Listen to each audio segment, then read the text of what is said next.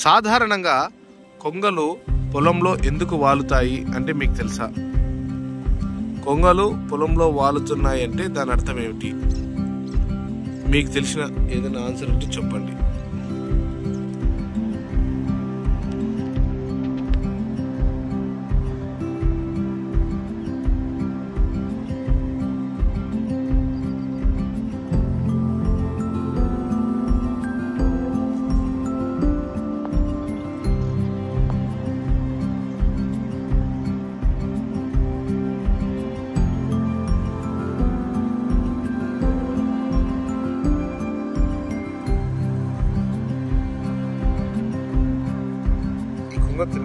తినింది ఏంటి?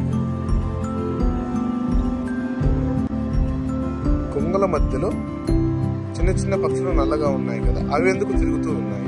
ఆ తిరిగేటువంటి నల్లటి గాలిలో ఎగురుతూ ఉన్నాయి కదా, అవన్నీ కూడా బటర్ఫ్లైస్, చిన్న చిన్న పిట్టలు, వాటన్నిటికీ ఎంజాయ్ అన్నమాట.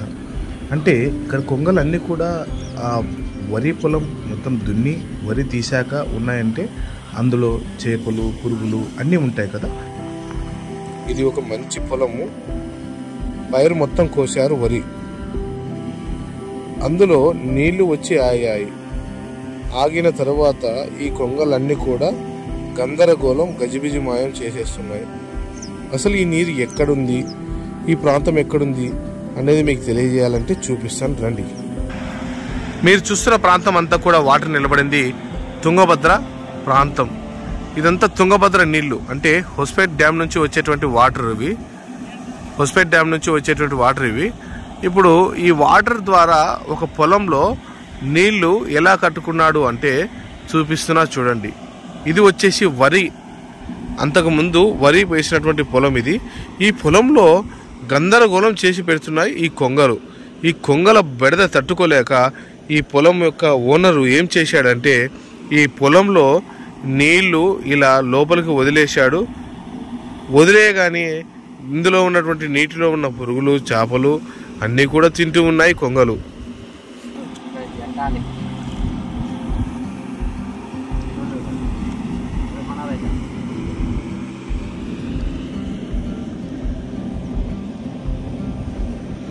ఇదంతా ఒకవైపు అయితే ఈ గట్టు నీళ్లు ఏదైతే లోపలికి వస్తున్నాయో ఆ నీటిని ఆ రైతు ఆపివేయడం జరుగుతూ ఉంది ప్రస్తుతం.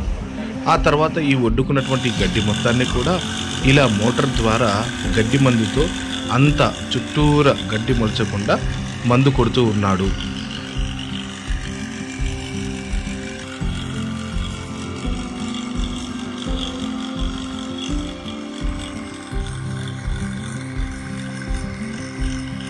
ఈ భూమిపైన ఉన్నటువంటి రైతులందరికీ కూడా తెలియజేసేది ఏమిటంటే, రైతన్న నువ్వు బాగుంటేనే ఈ ప్రపంచం బాగుండేది.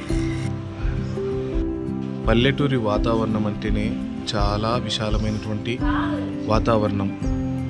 అక్కడి ప్రజలు, అక్కడ ఉన్న వాతావరణాలు చాలా ఆనందంగా ఉంటుంది.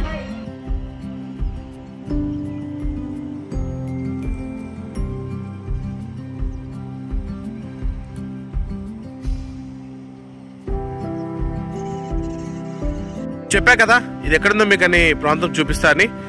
ఇప్పుడు ఉన్నటువంటి వాటర్ మొత్తం కూడా ఈ ప్రాంతం మొత్తాన్ని తుంగభద్ర పోయేటువంటి రివార్ యొక్క ప్రాంతం అంటారు. ఇవన్నీ కూడా తుంగభద్ర నీళ్లు ఎక్కడి నుంచి వస్తున్నాయంటే హోస్పేట్ ద్వారా మనకు సుంకేసుల డ్యామ్ అనేటువంటి ఒక ప్రాంతం ఉంది. ఆ ప్రాంతానికి చేరుకునేటువంటి వాటర్ అసలు ఈ సంవత్సరం అనగా 2023 సంవత్సరంలో వర్షాలు లేక చాలా ఇబ్బంది పడుతూ ఉన్నారు ప్రజలు.